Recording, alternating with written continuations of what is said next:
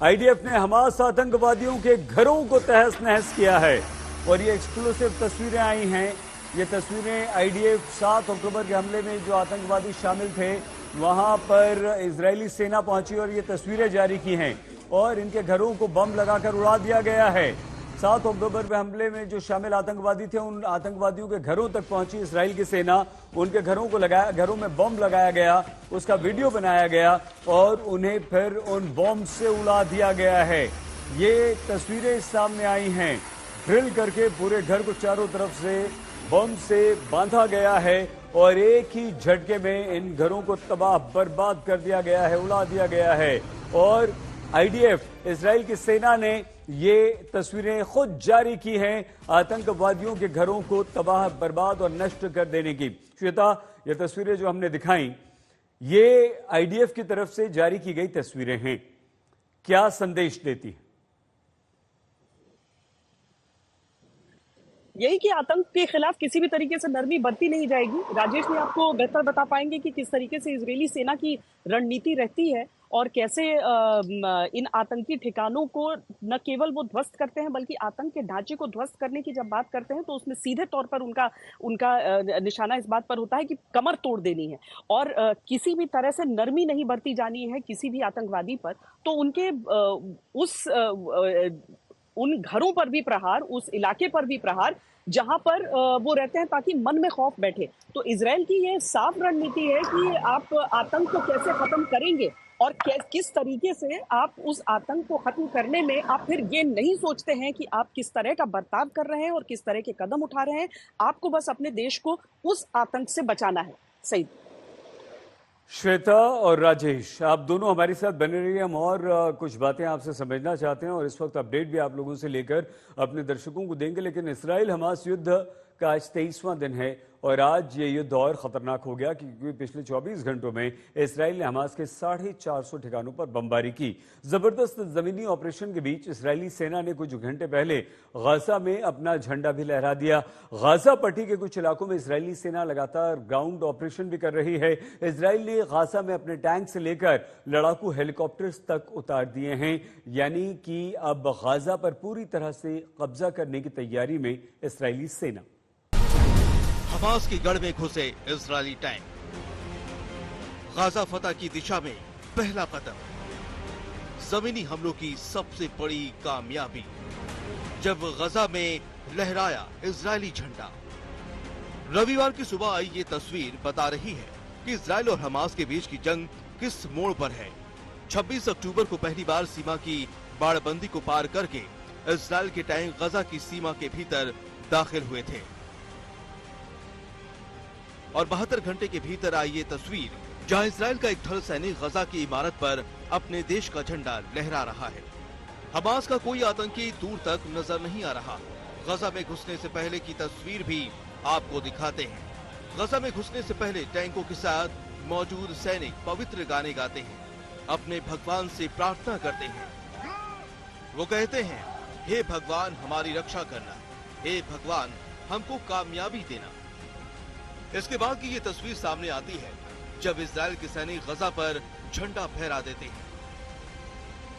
3 दिन पहले की तस्वीर देखिए जब लगातार एक के बाद एक टैंक गाजा के भीतर दाखिल होते हैं। 3 दिन तक ये सिलसिला जारी रहता है। सैकड़ों की तादाद में टैंक गाजा के भीतर जाकर ग्राउंड ऑपरेशन को अंजाम देते हैं। हालांकि इजरायल ने कहा था कि ये पूरी तरह जमीनी हमला नहीं है।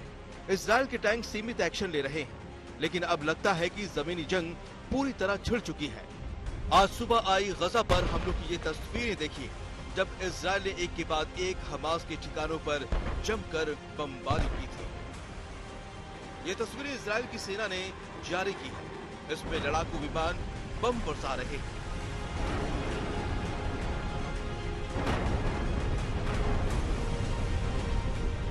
इजरायल के संयुक्त जंगी दस्ते गाजा में घुसे हैं। इसमें बख्तरबंद गाड़ियां, टैंक, पैदल सैनिक और जंगी इंजीनियर शामिल हैं। किस तरह एक्शन लिया गया ये भी समझ लीजिए।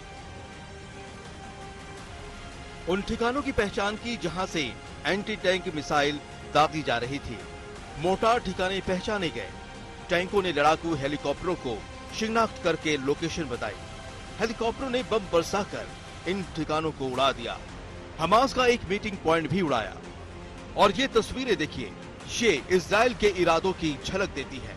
सैकड़ों की तादाद में गाजा की सीमा के पार इचर पायल के टैंक तैयार खड़े हैं। किसी भी वक्त ये गाजा के अंदर दाखिल हो सकते हैं। इजराइल ने जंग जीतने की पूरी तैयारी कर रखी है। इजराइल की सेना के मुखिया तो कह रहे हैं कि हम जंग को अगले फेज में पहले ही ले जा चुके हैं। एक तरफ इजराइल गाजा पट्टी पर लगातार हमले कर रहा है, तो दूसरी तरफ हिजबुल्लाह को भी निशाना बना रहा है। शनिवार को लेबनान की तरफ से रॉकेट हमला हुआ तो इजराइल की सेना ने हिजबुल्लाह के कई ठिकानों पर भी जमकर धावा बोला। जंग का अगले फेज में आना बताता है कि ये खूनी जंग हाल फिलहाल थमने नहीं जा रही। तेल अवीव से राजेश पवार और शिव अरूर के साथ श्वेता सिंह, आज तक। हमास से लेकर ईरान लेबनान तक 1,00,000 दावे करें कि जमीनी युद्ध में इजराइल को धूल चटा देंगे, लेकिन सच्चाई ये है कि इजरायली सेना ने हमास को काफी नुकसान पहुंचाया है। निर्णायक चोट बाकी है। श्वेता सिंह, राजेश पवार दोनों हमारे साथ। श्वेता, ये निर्णायक लड़ाई या युद्ध की समाप्ति या पूरी तरह से हमास का सफाया, इसमें समय लगेगा, क्या संभावना है?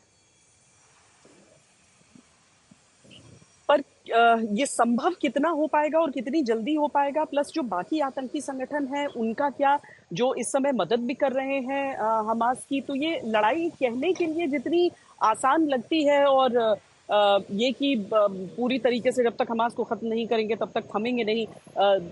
समय बदल रहा है, दुनिया के दबाव बदल रहे हैं, दुनिया में जो जियो पॉलिटिक्स है वो बदल रहा है, और उस सब के बीच आज इजराइल के सामने जो चिंता है वो अपने बंधकों को छुड़ाने की भी है, अपने देश के लोगों को जो अलग अलग विचार अपने व्यक्त कर रहे हैं उनको समझाने की भी है, हमास के ढांचे को खत्म करने की है। और इसके साथ ही हम देखें तो आखिरकार उन आतंकियों को खत्म करने के लिए अब तक जो 9,000 जाने जा चुकी हैं उनकी भी एक जवाबदेही के तौर पर सामने है। भारत भी देखिए ना, हमने जब सर्जिकल स्ट्राइक्स किए तो केवल आतंक के उन अड्डों को चुना, लेकिन इजराइल के लिए इतना आसान नहीं है। भारत एक बड़ा देश है, वृहद देश है, और हमारे पास जो स्पेसिफिक इंटेलिजेंस इनपुट्स के हिसाब से वो एयर स्ट्राइक और सर्जिकल स्ट्राइक की कार्रवाई हुई थी। यहाँ पर एक युद्ध का ऐलान किया गया, और युद्ध शुरू करना जितना आसान होता है, खत्म करना उतना ही मुश्किल। बिल्कुल ठीक कहा श्वेता आपने। और युद्ध की विभीषिका और उसका नुकसान जो है वह सिर्फ आम व्यक्ति को, आदमी को, देश की जनता को उठाना पड़ता है, ना आतंकवादियों को और ना उस देश के चलाने वालों को। बहुत धन्यवाद।